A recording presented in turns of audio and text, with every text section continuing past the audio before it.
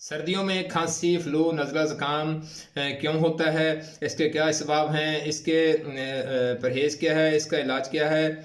ये क्यों होता है? इसको भगाने का, इससे निजात हासिल करने के आसान घरेलू कुदरती तरीके क्या हैं?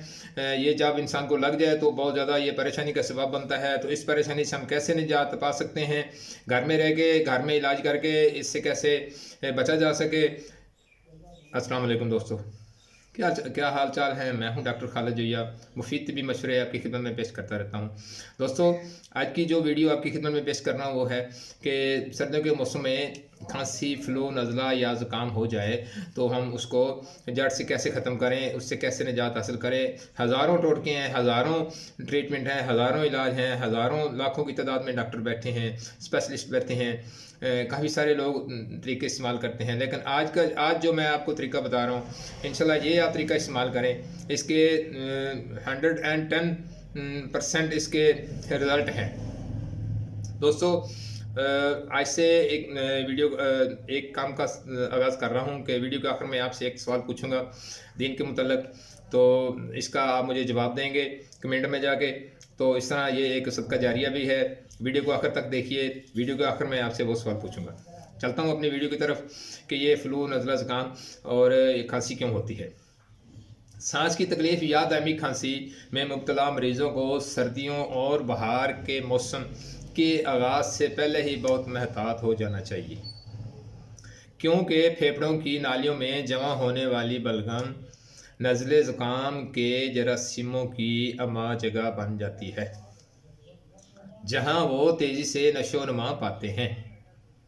ये बलगम कभी कभी शदीद खांसी की सूरत में बाहर नहीं निकलती, नालियों को जकड़े रखती है। अब चलते हैं इसकी ट्रीटमेंट की तरफ। मैंने आपको बता दिया कि ये खांसी, नज़ला, ज़ुकाम क्यों होता है, इसकी मैंने वजाहत कर दी है। अब आगे चलते हैं कि इसकी ट्रीटमेंट कैसे करें। खांसी कम करने या रोकने वाले शरबत देखने में बहुत ही अच्छे भले महसूस होते हैं, जेब पर भी भारी होते हैं, लेकिन हकीकत में उनका कोई असर नहीं होता।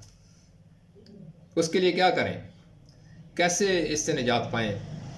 घर में रह के, घर में जो चीज़ें अवेलेबल हैं, घर में जो चीज़ें मैसर हैं, देसी तरीके इस्तेमाल करें, कुदरती तरीके इलाज करें। अल्लाह ताला ने हमें जो चीज़ें दे दी हैं हम उनसे इलाज करें, केमिकल से इलाज नहीं करें। क्योंकि खांसी की खिदमत में काफ़ी सारे केमिकल होते हैं जिनका हमें इल्म नहीं होता। वक्ती तौर पे फ़ायदा देते हैं, लेकिन बाद में उसका साइड इफ़ेक्ट होते हैं।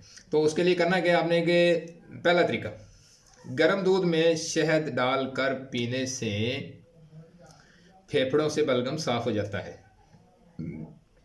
उसके बाद नीम गर्म पानी में नमक डालकर गरारे करने से अफाका हो जाता है। नेक्स्ट, सुबह दोपहर शाम 2 चम्मच शहद में 4 दाने स्याह मिर्च पिसी हुई इस्तेमाल करें। ये एक बहुत ज़रूरी चीज़ है, ये आपने लाजमी करनी है। किसी दोस्त को अगर ये इन मसाइल में से किसी मसाइल का सामना है या किसी मसले का सामना है तो ये लाजमी इस्तेमाल करें। मैं दोबारा बता रहा हूँ कि सुबह दोपहर शाम 2 चम्मच शहद में 4 दाने पिसी स्याह मिर्च, ये आप इस्तेमाल करें, इसके बहुत ज़्यादा रिजल्ट है। उसके बाद क्या करना है आपने, अगर ये चीज़ें ना हो तो 1 प्याली अंगूर के रस में 1 चम्मच शहद मिलाकर इस्तेमाल करें। उसके बाद आपने क्या करना है कि 7 अदद बादाम रात को भिगो कर सुबह उसका छिलका उतार कर चीनी और मक्खन के साथ इसका इस्तेमाल करें। ये बहुत कीमती नुस्खा है, आप लाजमी ट्राई करें। उसके बाद क्या करना है, अगर ये भी नहीं कर सकते तो ये कर लें, एक कच्चा अमरूद लेके उसको चूल्हे पर भूनकर उसमें नमक मिलाएं, नमक मिलाकर आप वो इस्तेमाल करें, इससे बहुत जल्दी ये फाका होगा। ये भी नहीं कर सकते तो आखिर में एक चीज़ है कि ये तो हर घर में, हर किचन में, हर किसी के पास, हर किसी की पहुंच में है। मिर्ची का एक टुकड़ा ले लें, उसको आप खाएं दिन में 3 दफ़ा 4 दफ़ा, जब भी आपका टाइम मिले वो आप इस्तेमाल करें। तो ये थे आज के कीमती तिब्बी नुस्खे। उम्मीद है इनमें से कोई ना कोई साथी इस्तेमाल करेगा, मुझे बताएगा।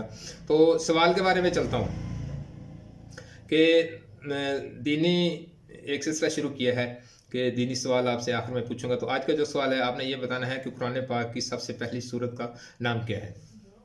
दोबारा फिर अर्ज़ करता हूँ कि कुरान पाक की पहली सूरत का नाम क्या है। दोस्तों उम्मीद है मेरी आज की वीडियो आपको अच्छी लगेगी। अगर मेरी वीडियो अच्छी लगे तो इसको लाइक करें, कमेंट करें, शेयर करें, सब्सक्राइब करें मेरे चैनल को, ताकि फ्यूचर में आपको नोटिफिकेशन मिलते रहें। दोस्तों अपना ख्याल रखें, अपने प्यारों का ख्याल रखें, खुशियाँ बांटें, खुश रहें। तब तक अल्लाह हाफिज़।